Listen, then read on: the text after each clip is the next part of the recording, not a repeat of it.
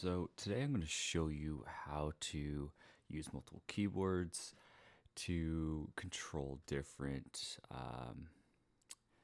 channel strips, different sounds, different software instruments at the same time in Logic. And I'm actually going to show you how to do not just that, but how to make sure they're on the right channels. We're also going to make sure we could also have one keyboard playing just one sound on one channel. We can have a second keyboard playing multiple channels.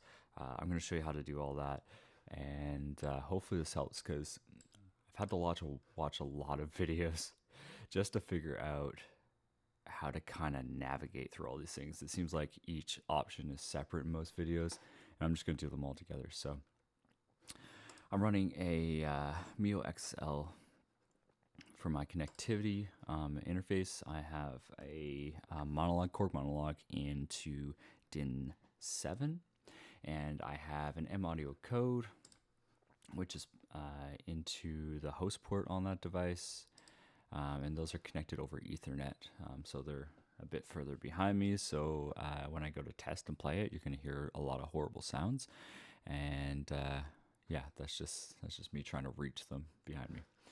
So you'll kind of have to deal with that, unfortunately. So let's show you where these guys are. So my monologue, I don't know if you can see that. I'm using MIDI monitor. You can see it's on channel 4. If you look at right here, you can see my channel, and my my code is on channel 1 right there. That's for the keys, and my code pad, like the drum pads on it, are on channel 4 as well.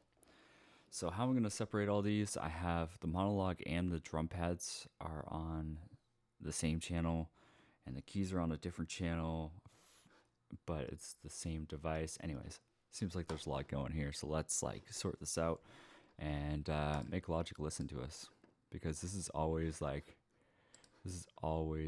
my main issue with Logic, is that the input, like the MIDI input port selection, is just annoying. If you run something like, I don't know if anyone else uses Ableton that's gonna be watching this video, but if you use another software like pretty much any other DAW, they're gonna give you the option for input port, the MIDI port, the input and its channel, and they're gonna give you an output port and channel. And I mean, Logic does okay with the output side of things. They'll let you select an output port and its channel. So if you're in somewhere like, so if you look at this, you can see MIDI in, and you can select all the MIDI channels, right? And I can select which channel I want that to come in on, and I can select the output, and I can select this channel. It's super easy. This is how it should be in Logic, but Logic doesn't want to do that. So we're gonna play the game and see how this goes. So I've created 4 software instruments. I'm gonna give them separate sounds. We're going to give one a bass sound. I'm going to give the second one maybe like a piano with some reverb. Why not? And I'm going to do a drum kit because I'm going to use that for the drum pads. So what we want to do is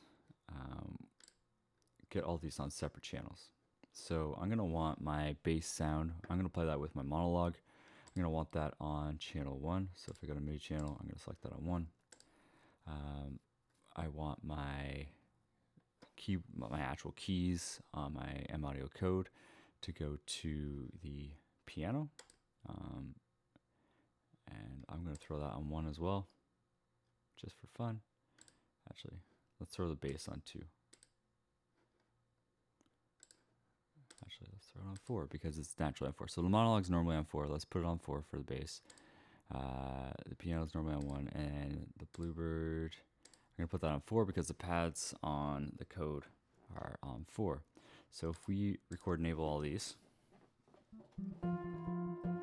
I'm just going to play the code.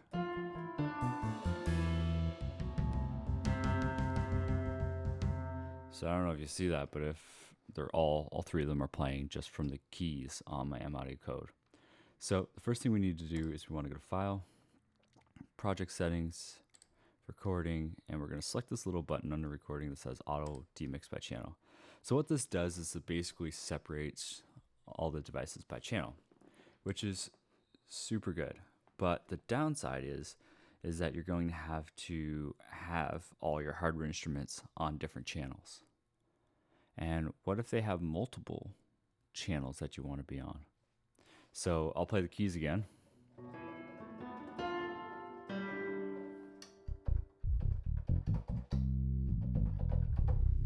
So yeah, the keys on the code and the keys on my monologue and the drum pads. Oh, look, the drum pads on my code play the bass because it's on the same channel. So what are we going to do with that? So we have a few options, and they're all going to reside inside MIDI environment, which people hate to look at, but I'm going to try and break it down a little bit for you. So go to Window and then go to MIDI environment.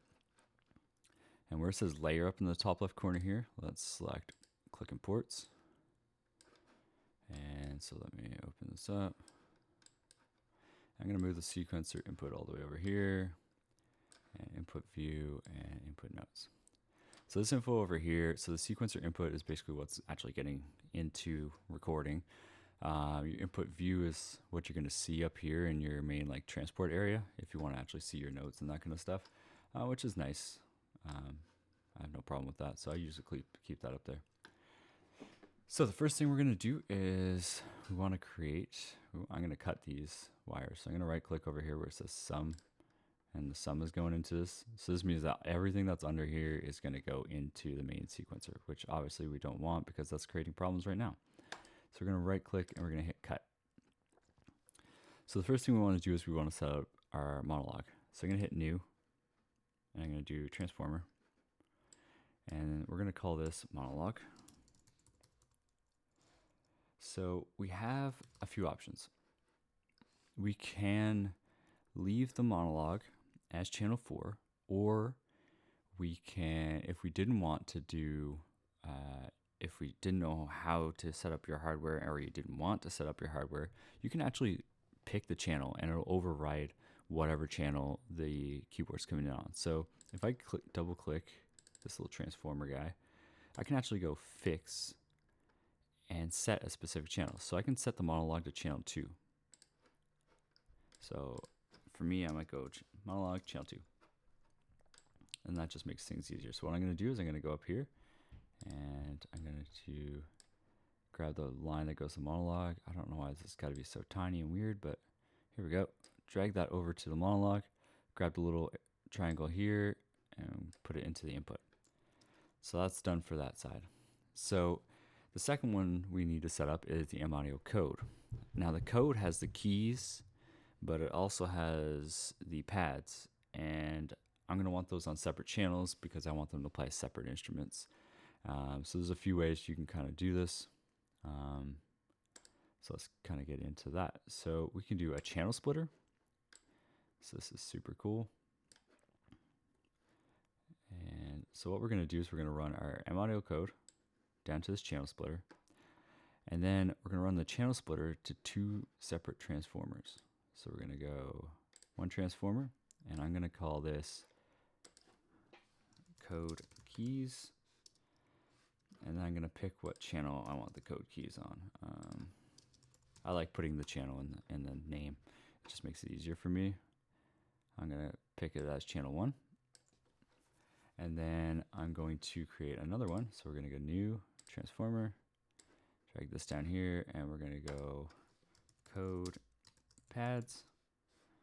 And I can pick whatever channel I want and then just change the thing I have. I'm going to say channel 8. Actually, I'll say channel 10 because that's a very common channel for drum sounds. So that's what we'll do for that. So we're going to grab, it's currently coming in on channel 4. Bring it into there, and then we'll just drag both of these over to our input notes, and this all goes into the input notes, which drag that into the input view and drag that into the sequencer input. All right, so now we should have our keys, our monologue on channel 2. we should have our code keys on channel 1 and our code pads on channel 10. And apparently I'm going to get a call at this exact time.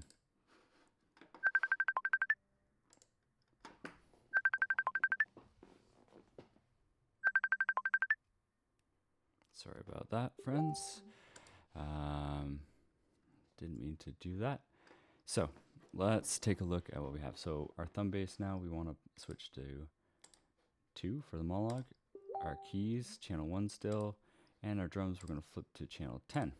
So let's try this out. So the keys on the code, the monologue,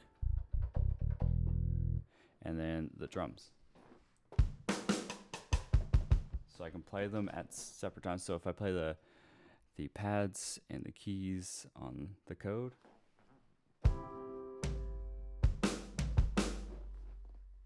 you can see that I can play them both at the same time. I can record them at the same time.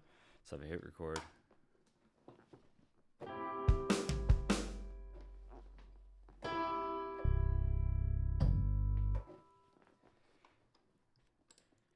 and you can see it actually split them into 3 separate things. It looked like it was recording on one channel, which is kind of weird. It just shows that on whatever one you have selected, but they split out into separate ones.